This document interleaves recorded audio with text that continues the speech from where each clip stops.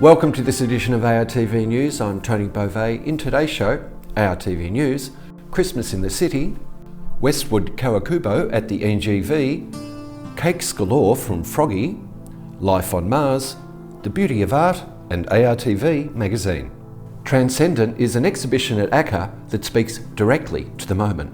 This is the first Australian solo exhibition by acclaimed American artist and filmmaker Tourmaline that brings powerful work to the intersection of activism and fine art. Tourmaline's work is renowned globally, having been shown at major galleries including the New York and 59th International Art Exhibition of La Biennale di Venezia in Venice. She uses resonant historical research to make sense of the urgent issues facing queer and trans communities today. The show features stunning new large-scale photography and the global debut of a commissioned video work. It extends her ongoing research into queer history, including her recently published biography on the revolutionary LGBTIQA+ activist Marsha P. Johnson. Expect a moving, powerful experience, the strength and tenderness for which Tourmaline is renowned. See the website for details. Australian XR Festival celebrates the awards for Australian and global creative talent, with virtual reality, augmented reality, digital art, game development, short films, creative AI, and animation. This is all about engaging the general public as well as bringing the local and global industry together to collaborate and educate at St Kilda Beach in Melbourne this year. The categories include Best in Animation, all types of animations including 3D, 2D, stop motion, claymation and experimental. Best in Augmented Reality, Best in Creative AI, Best in Digital Art, Best in Console Gaming, Best in PC Gaming, Best in Short Film, Best in Virtual Reality, Best Educational Virtual Reality Experience, and others. Australian and international entries were accepted last month. See the website for more information. Linden New Art presents Coral Futures, an essential exhibition addressing the global climate crisis. This exhibition brings together contemporary Australian and First Nations artists to explore the critical importance of coral to marine ecosystems like the Great Barrier Reef. It is a thoughtful response to the climate crisis, examining the broader environmental, cultural and economic systems which are now under threat. Curator Hamish Sawyer developed the exhibition based on his research into how artists are responding to the impact of mass bleaching and rising sea temperatures. A starting point for the show is Budjalung-based artist Marion Tubbs. Tubbs presents new photographic works alongside her renowned video essay Nervous Systems. Her work proposes alternative fertilities by juxtaposing images of coral with incongruous imagery. See the website for more info. The new exhibition, Women Photographers 1900 to 1975, is an essential journey through history, captured through the female lens. The Legacy of Light celebrates the vital but often under-recognised work of over 80 female artists. The collection spans 75 years and every major photographic style, from portraiture and photojournalism to radical avant-garde imagery. The exhibition is a global snapshot, showcasing trailblazers from Melbourne to Tokyo, Paris to Buenos Aires. Featured artists include iconic figures like Berenice Abbott, Tina Modity, Claude Cahun and Australia's own Sue Ford. Featuring prints, photo books and magazines, the exhibition is a powerful reflection of the NGV's recent focus on celebrating women's contributions to the early 20th century. See the website for details. What could be more chaotic than dealing with love lies in various loosely interrelated tales, all set during a frantic month before Christmas? Love Actually, a musical parody, returns to the Athenaeum Theatre this month. This show is like Christmas dinner after a few too many champagnes. It's loud, ridiculous, and way too much fun. Mitchell Groves and Belinda Jenkins star as glowing newlyweds. This is pure festive chaos, outrageous jokes, over-the-top romance, and songs that'll have you humming into the new year. The story follows 9 quirky couples seeking love across the pond. The cheeky show delivers all the awkward meet-cutes, over-the-top grand gestures and side-splitting moments that audiences will crave. It's been stated that the multiple threads of the movie are all visited upon in this live show with hard-working cast members. The die-hard fans of Love Actually will no doubt enjoy Love Actually, the musical parody. Check the website for more information. Once again, our city is alive with Christmas spirit. Melbourne is ready to sparkle. Australia's cultural capital transforms every December, offering a Christmas celebration you truly must experience. If you're searching for that beautiful, unique festive feeling this year, grab your loved ones and dive into everything the city has to offer. The city comes alive with light. Federation Square is the festive hub, where a towering Christmas tree is draped in ornaments and glowing lights. You can wander the streets, watching as iconic buildings light up in festive colours, creating a stunning visual display after dark. And for an unforgettable experience, head to the Festival of Lights celebration at Melbourne's Adventure Park, where large-scale installations, displays, and performances take over, bringing an incredible spectacle of seasonal colour. No Christmas is complete without shopping, and Melbourne makes it easy. The city is dotted with fantastic markets where you can find that perfect gift or unique souvenir. You can wander the aisles of fresh produce, arts, and crafts at celebrated spots like the Queen Victoria Market, or find bespoke gifts at seasonal favourites like the Hyde Christmas Market or the Eltham Design Market. Or perhaps you prefer world-class luxury? Then shop till you drop along the elegant Paris end of Collins Street, but the fun doesn't stop with shopping. The city ramps up the joy with installations taking over key areas like Docklands and the Yarra River. Take the family to check out the festive-themed maze in the Docklands, or book a gourmet experience for Christmas Day itself at Melbourne Town Hall or one of the city's many top restaurants and pubs. And as December draws to a close, the energy only gets higher. Ring in the new year with bubbles in hand, ready to dance from dusk till dawn as Melbourne hosts a spectacular final countdown to send the year out with a bang, and we head into the new year 2026.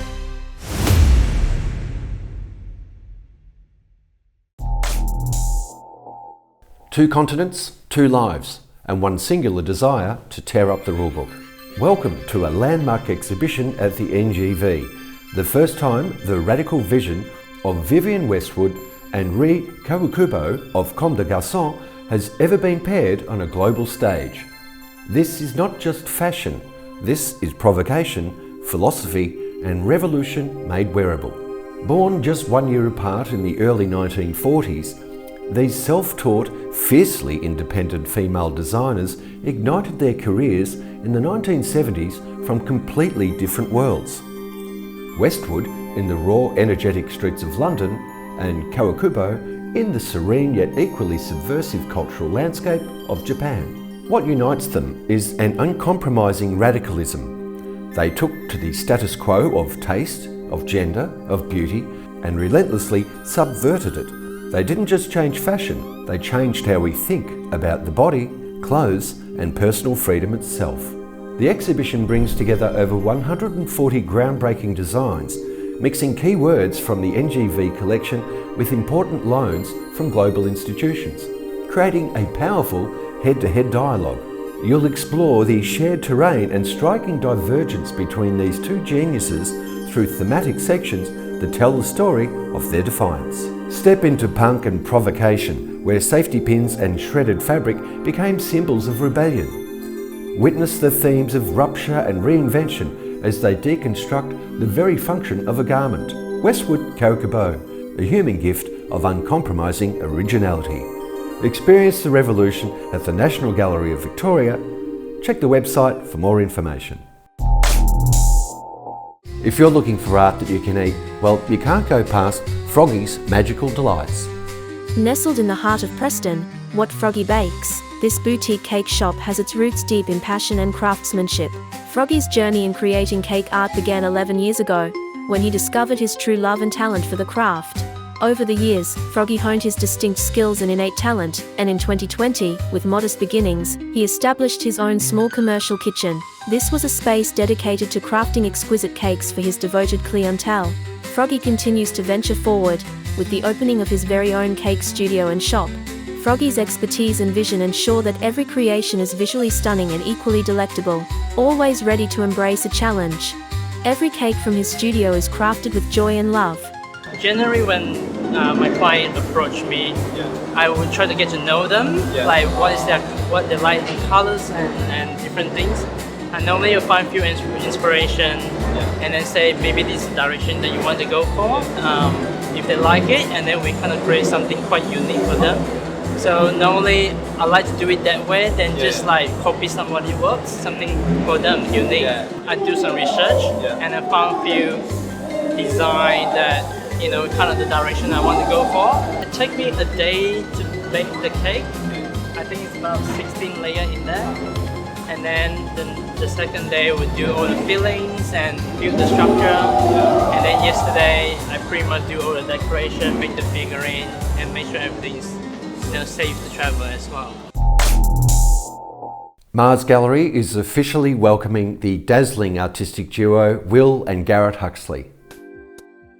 The Huxleys Life on Mars exhibition celebrates one of the most unique partnerships, genre-defying acts in contemporary Australian art. For over 15 years, the Huxleys have established themselves as an iconic creative force. Their work is a unique fusion of performance, surreal photography, and glam rock spectacle. These artists truly do everything together, from designing and constructing their out-of-this-world costumes to staging, shooting, and performing each joyous series. Their work is instantly recognizable for its camp humor and stunning theatrical visuals. The Huxleys' influence spans the globe. They have exhibited and performed widely across Australia, including at the National Gallery of Victoria, Melbourne Fashion Week, and a major retrospective at the Fremantle Arts Centre internationally. Their unique vision has graced stages and galleries in Tokyo, London, Berlin, and New York, with their works held in major collections like the National Portrait Gallery. You can experience their full creative spectacle right here in Melbourne. The Huxleys will stage a complete building takeover of Mars Gallery in their major exhibition, Life on Mars. The show kicks off with an incredible 24-hour art event starting on opening night, complete with a stunning rooftop performance against the backdrop of the city lights. See the website for further details.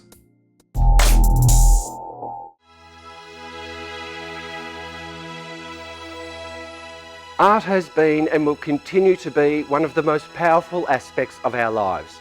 Over thousands of years, it has developed into many mediums and has shaped our past and present days. Not only has it influenced mankind since prehistoric times, it has outlasted generations since. Art has served as a peaceful and uniting denominator, capable of bringing many diverse cultures together. Art was able to touch our emotions and open our minds to new ways of understanding stories, myths, legends, and unique perspectives. It allowed artists to express themselves whilst achieving the purpose of perpetuating deep thought and discussion. And for that very reason, art can be considered as one of the most powerful and natural of gifts mankind has ever received. Art incorporates so many fields of talent, in fact, it cannot be challenged. Not only does it stimulate our thoughts and actions, it can also set new directions for many to follow and even challenge to better it. It does not always arrive in the form of aesthetic beauty and is often more powerful when it provokes associations with truth, hardship, and injustices. Art allows us to think as independently as we like whilst remaining open to a variety of interpretations. Whether it's painting, sculpture, design, or music, art can easily affect personal and emotional reactions. Art allows us to express ourselves whilst serving a variety of benefits and uses. It stimulates our senses, our minds, our emotions, our creativity, and our beliefs. We have been able to enjoy the riches that flow from our artistic abilities for generations. Its development over many years has seen it grow into a diverse and highly competitive industry, which commands extreme investment values in today's world. Art also serves as a unique avenue for us to secure peace of mind and personal status. Art is beautiful for so many reasons. It is a powerful, timeless and universal medium. In effect, art is a significant communication avenue which helps us all understand each other. From the beauty of a child's first drawing to the most abstract of surreal expressionism, art will always leave an impression on us. Art has also allowed us to discover each other's cultures and beliefs. What an ultimate gift to appreciate in this modern day world.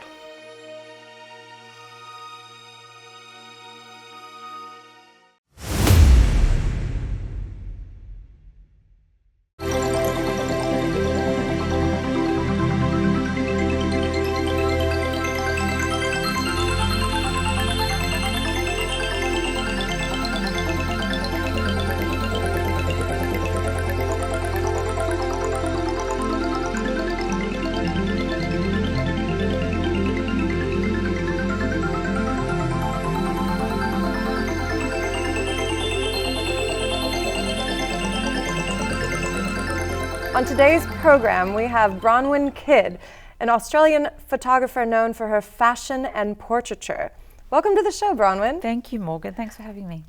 Pleasure. Now, tell us a little bit about where you began in the fashion industry. I believe it was in London, correct? Yeah, I went to London after having done some study at RMIT and failing RMIT, and I assisted some local photographers for a couple of years, and then I went to London. And when I got to London, I hooked up with a friend who was already working as a photographic assistant for some fashion photographers.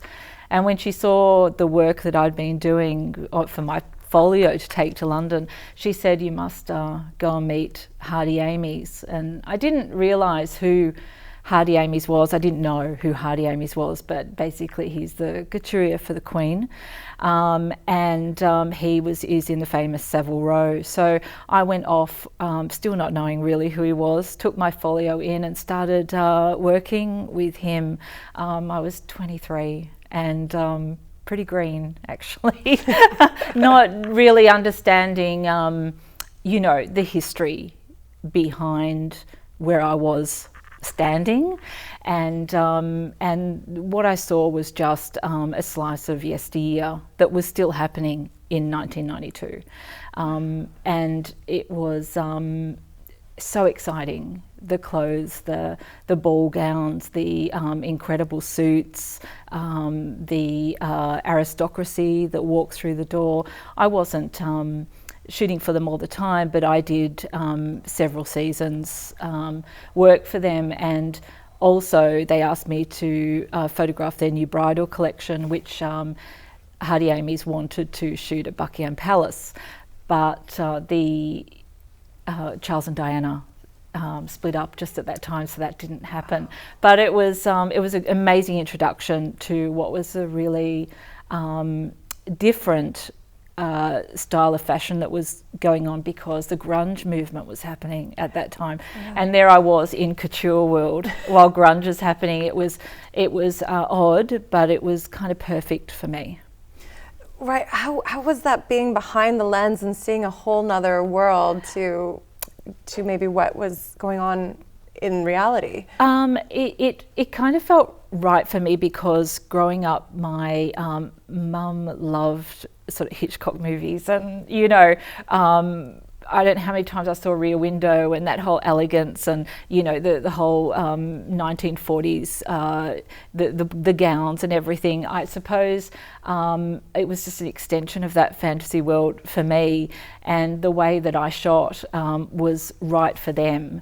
So I was, a disciplined classic photographer. I did cinematic lighting. I positioned the gown. It wasn't bridal. It wasn't like you might think of. It was couture. Mm. It was sort of following in the footsteps of Beaton, Parkinson. The photographers that did all those gown images, and Beaton shot for Hardy Amies also. So, it just felt like a great, perfect start for me, as a young photographer. Right. So, I mean, you were young. You were so young, and you had failed out of college. So, did you just have this style of your own that emerged through just getting and doing the work? Yeah. When I ended up going part-time because I'd failed the science part of the art degree at college. I just wasn't interested, in that.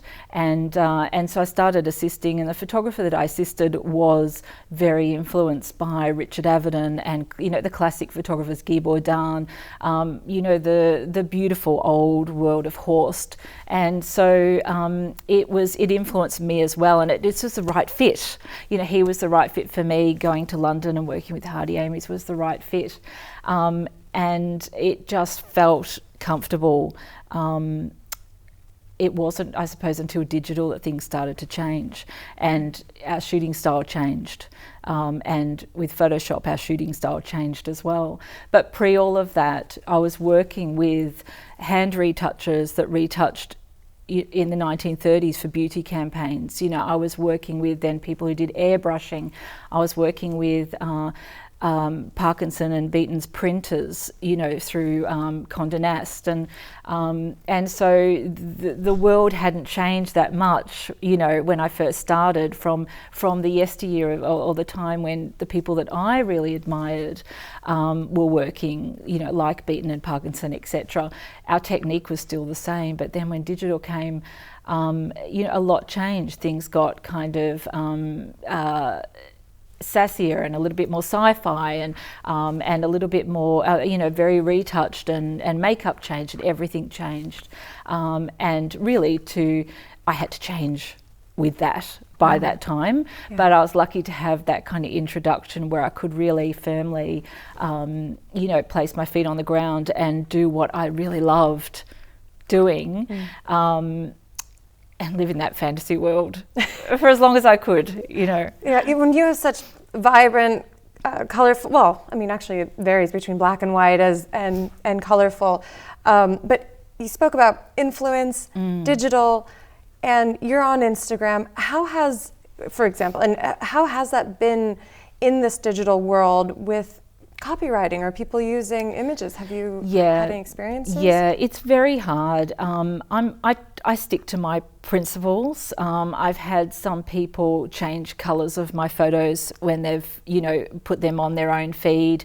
I've had even pictures that have been done by clients 30 years ago, then be, you know, a colour picture be turned to black and white. We never shot in black and white, you know, things like that. And I've really put my foot down. I've called them and I said, you can't do this, you know. I think for me, having, you know, had a very, quite a long time, you know, half of my career in analogue, the process is really important. You know, you choose a roll of film because you want a certain look. So when someone takes it and completely changes it, that's really changing the whole structure of the image and the intent of the image. So I call it out, you know, when I can. Some things, though, you just kind of have to let go, and some publicities, you know, just you think, well, I'll just let that go when people sort of, you know, take your image. But you know, it's grey. It's a grey area. It's up to us to enforce how we want it to look.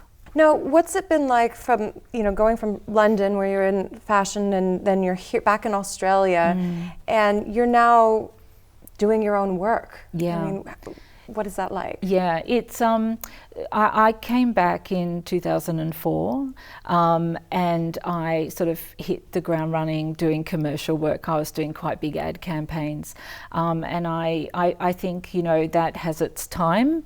I felt like I needed to step out, so I had a bit of time out and I went back on my archive back to 1985 and I started to revisit all my images, and that was quite a journey. It's like reading an old diary. It's consuming and it's not something you can do really quickly, but I think it sort of put my love for photography back into perspective, my love for the craft of photography back into perspective, and I think that's something now, you know, moving into, I mean, I've always done images that have been quite highly directed by me and my team, even if it's a commercial job, but now moving into more of a world where I'm just making pictures, you know, for the wall. I'm really excited to put everything I know and have learnt into those images and for it to be very authentic photography. And you mentioned team. Do you have a team working with you now? At the moment, no, but I have always had a team. I've had makeup artists, you know, stylists, my assistants, maybe 3 or 4 of them. I've always had, you know, art directors to work with and creative directors and a client. But at the moment, well, yeah, I'm working on a collaboration with Rosalind Piggott. We're doing some portraits together, which is really exciting. So I suppose that's a new style of team, where her input is really important because they're portraits of her. So that it's a new approach. It's not like the team I'm used to. Well, I still collaborate with my team, but it's more of it's a different type of collaboration. Oh. And now, what would you like our viewers to know, or like what's a message that you could share for those that are starting out in the field of photography? Do you have any tips for them?